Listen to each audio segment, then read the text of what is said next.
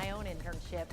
Oh Lord, I was at Channel 13 in Houston with Marvin Zindler and the late great Dave Ward as well, and it was very different than the nice things he was getting to do. Yeah, right. That was an trenches. opportunity of a lifetime. Yeah, very cool.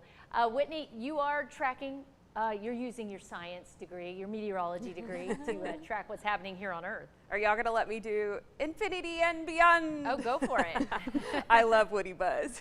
Yeah, so we do have a weather impact alert that is hot off the press. That is because as we roll on into close to the weekend, Friday, we could have a pretty decent shot that we're seeing not only some rain on radar, been a while since that, also potentially a few thunderstorms, and then a cool down after that. But let's talk about now first. Oh my goodness, we hit 82, tying the record in Waco this afternoon. Another very, very warm day across central Texas. Live look at temperatures, still right at about 80 degrees, just falling into the 70s here in the 5 o'clock hour. It's now 5:16, 67 Mejia, 76 Waco, 79 in Gatesville for the time being. Winds are out of the south. Humidity is about double what it was yesterday, so about 50 to 60% depending on where you're at.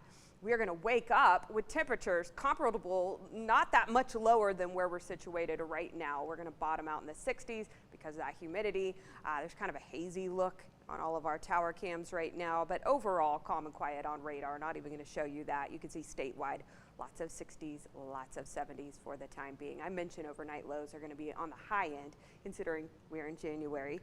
You can see we'll bottom out about 66, 67 for Waco and Temple, 70 on the dot down in the Brazos Valley. That is because of that humidity we have in place.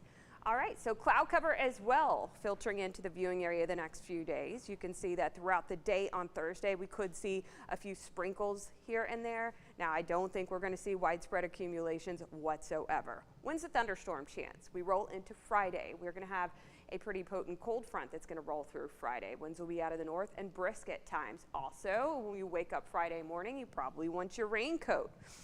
Likely we have a couple of isolated thunderstorms on radar. Could be anywhere across the viewing area, but the more models I'm looking at over time, and we'll continue to refresh these the next couple of days, but it's definitely favoring our northeastern quadrant more and more so that I'm seeing.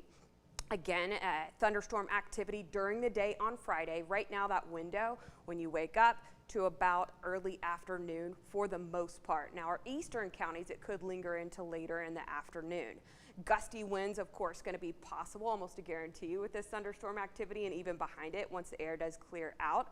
Also could see some pocket change size hail. Of course, lightning, always an issue, a risk with any thunderstorm activity. You can see that we could have multiple rounds moving through. Not everyone is likely to see accumulating rainfall, by the way, for Friday, but this is our best chance here.